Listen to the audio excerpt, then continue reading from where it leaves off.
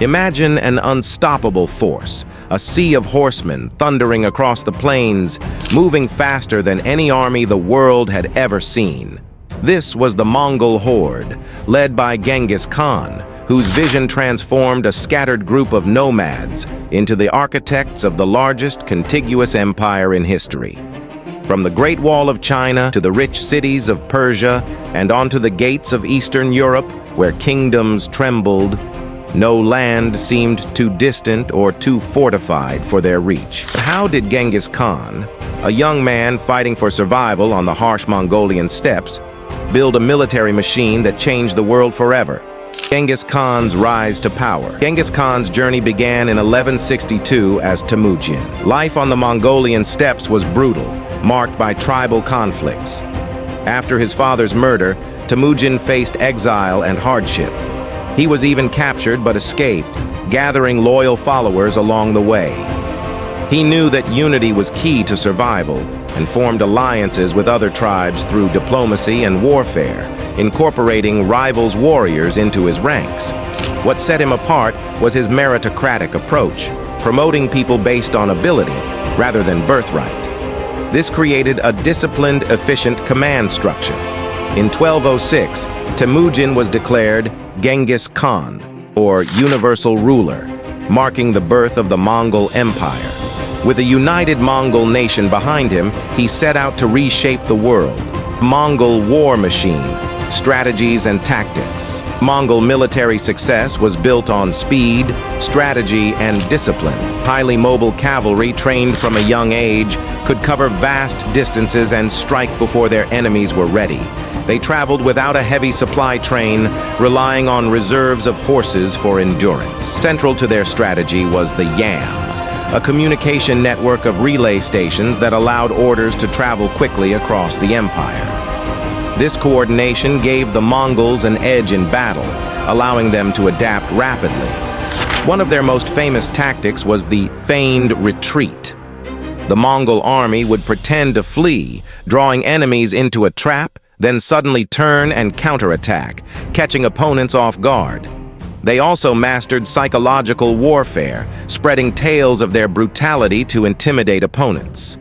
Many cities surrendered without a fight, fearing the fate of those who resisted. Major conquests and key battles. In 1219, Genghis Khan launched a campaign against the Khwarezmian Empire after their ruler executed Mongol diplomats. The Mongol forces devastated Central Asia, using siege tactics and terror to take cities like Samarkand and Bukhara, reducing them to ruins. This campaign demonstrated the Mongols' power and instilled fear throughout the region. In northern China, Genghis Khan's forces targeted the Jin dynasty. The Mongols used advanced siege warfare, capturing the Jin capital, Zhongdu, modern-day Beijing, in 1215. This victory solidified their control over northern China. The Mongols then turned their sights westward. In 1240, they sacked Kiev, bringing much of Eastern Europe under their influence. They advanced into Poland and Hungary, where European armies struggled to match the Mongols' speed and tactics. Not all campaigns succeeded. The Mongols' invasions of Japan in 1274 and 1281 failed due to fierce resistance and powerful storms, known as kamikaze or divine winds, which sank their fleets. These setbacks showed the limits of their power when facing natural forces. Golden Horde and expansion into Europe. After Genghis Khan's death, his successors continued his vision of expansion. Batu Khan, Genghis's grandson, led the Mongol advance into Russia and Eastern Europe, establishing the Golden Horde. The Golden Horde became a dominant power, ruling from the Volga River and demanding tribute from Russian principalities. Their impact on Eastern Europe was profound. The sacking of Kiev in 1240 marked the start of Mongol rule over the region.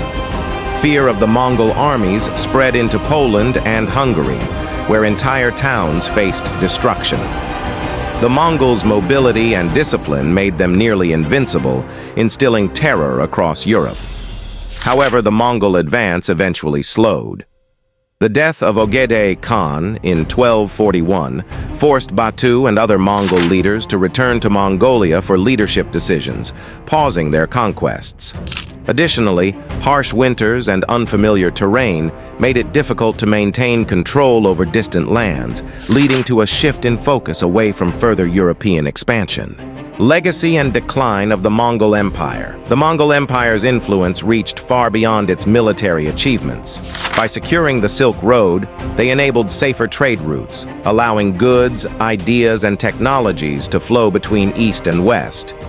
This period of relative stability saw the spread of inventions like gunpowder and advancements in medicine, shaping societies around the world. After Genghis Khan's death, the empire fragmented into four main khanates: the Golden Horde in Russia, the Ilkhanate in Persia, the Chagatai Khanate in Central Asia, and the Yuan dynasty in China. These divisions weakened centralized control, making each region more vulnerable to internal and external pressures. Over time, local revolts and changing political landscapes led to the gradual decline of Mongol rule. The Yuan dynasty, founded by Kublai Khan in China, lasted until 1368 before being overthrown by the Ming dynasty. The Ilkhanate in Persia faced its own internal struggles, weakening by the mid-14th century. Despite their decline, the Mongols left a lasting legacy of cultural exchange and connectedness that shaped the course of world history. The enduring myth of the Mongol Horde. From the steppes of Mongolia to the grand cities of Baghdad, Genghis Khan's legacy continues to loom large in history.